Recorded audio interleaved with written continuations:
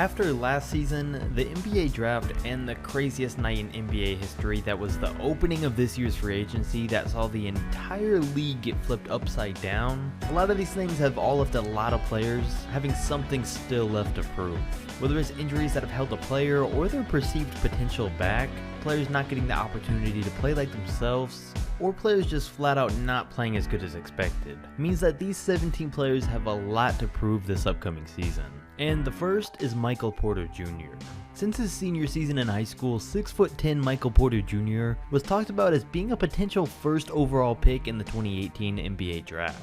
But after he injured his back and required surgery in his first college game, teams weren't ready to take a risk on him, and even though he was thought of as possibly the most skilled player in the draft, he fell back to the 14th pick by the Nuggets. And the plan was for him to miss his entire rookie season to let him recover, which he did. But now he's feeling healthy, and after 2 years off of basketball, he's gonna have to prove to the Nuggets and every fan and media member out there that he can live up to his pre-injury potential, and prove to the 12 teams that passed on him that they all made an all-time big mistake.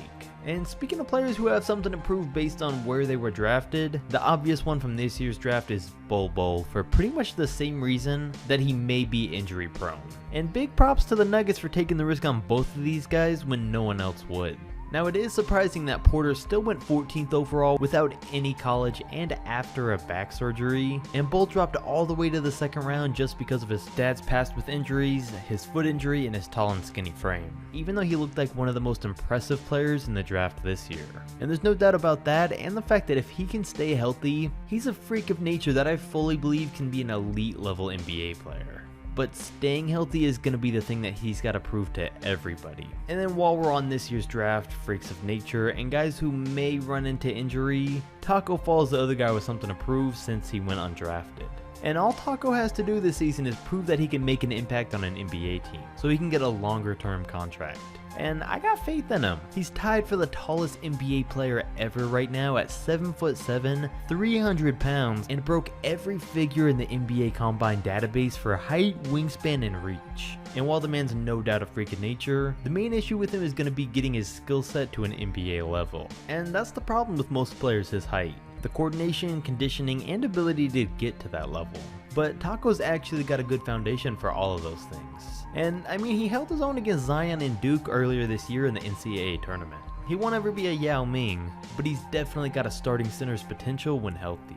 And then I was going to include Mo Bamba in this video since Nikola Vucevic was supposed to leave the Magic and let Mo start to show what he could really do. But since for some awful reason they re-signed him, that won't be the case. But a young guy that will get their own opportunity this year is Terry Rozier, who made it clear after this season that he wanted to be a starting point guard in this league, and according to Kyrie Irving, he is one. And according to himself, he was sacrificing a lot coming off the bench this year. And there's a lot of room to believe it because of what he was able to do in late 2017 and 18 and in the 2018 playoffs. And now that he's on the Hornets, he's going to get to show us what he's got.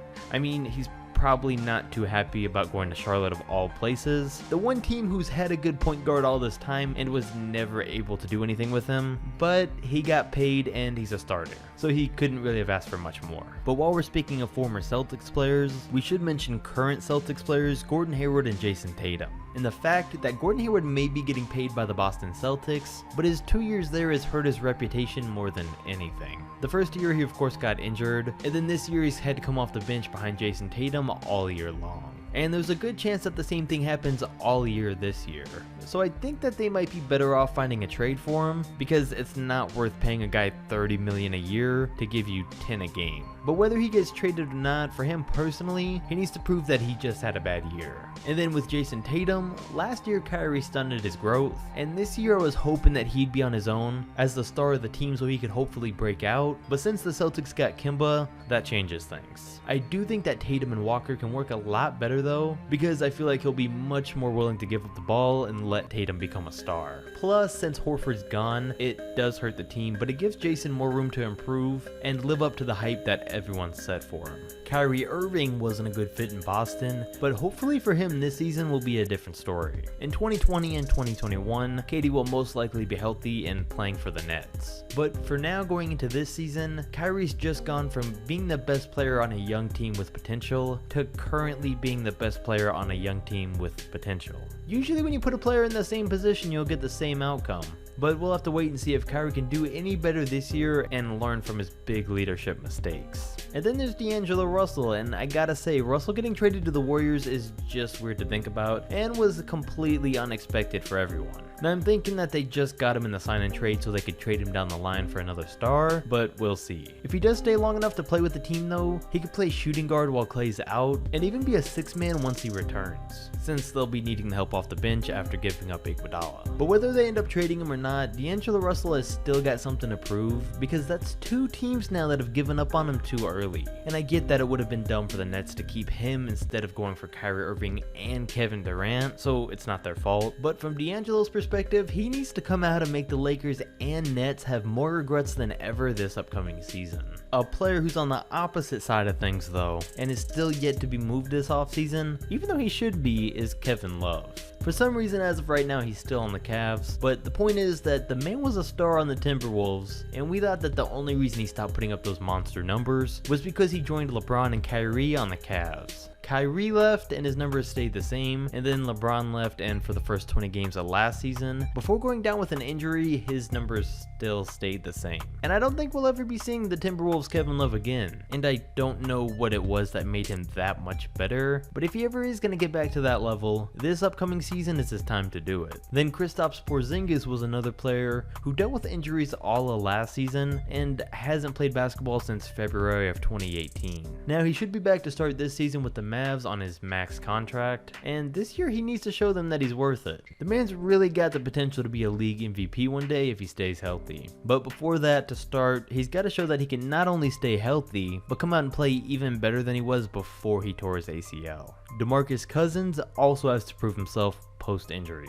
Since free agency has started, rumors have been going around that there isn't really a market for Cousins. With this being the second time this is happening, wherever he lands, he's got a ton of people to prove wrong. And Isaiah Thomas is really in the same boat. I mean, here we go again with him. For the 3rd season in a row, we're saying Isaiah Thomas still has something to prove. A lot of people have already given up on him, but he still fully believes he's not done, recently coming out and saying, "I'm going to get back to the level that I was playing at," and that he's excited to show what he can do again. It's tough though, because he's been fighting this hip injury for so long now, and we don't know if he's actually finally fully recovered or if he ever will be. But this season is his very last chance to prove himself. And with him signing with the Wizards, where he'll hopefully get to start until John Wall comes back, he may very well be getting that chance. We all hope the Celtics IT can return, but we'll have to wait and see. James Harden, on the other hand, is in a completely opposite situation. He was the runner-up for MVP, and while looking at James Harden's numbers from last year on paper, it's hard to believe that he still has anything left to prove.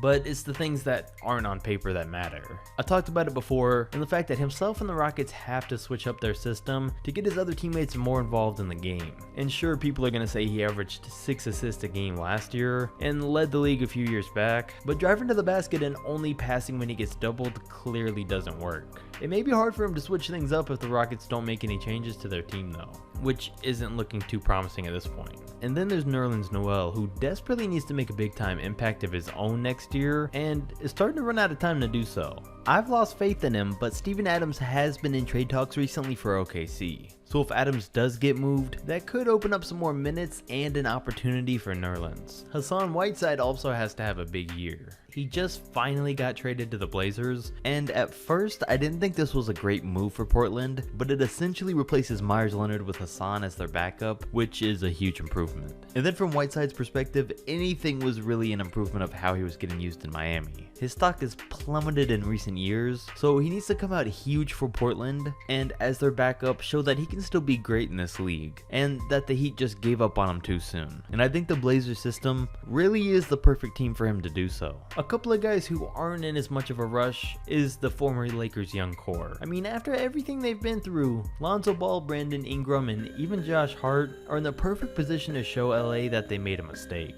I mean, having AD is better than having those 3 guys on the team right now, but you get the point.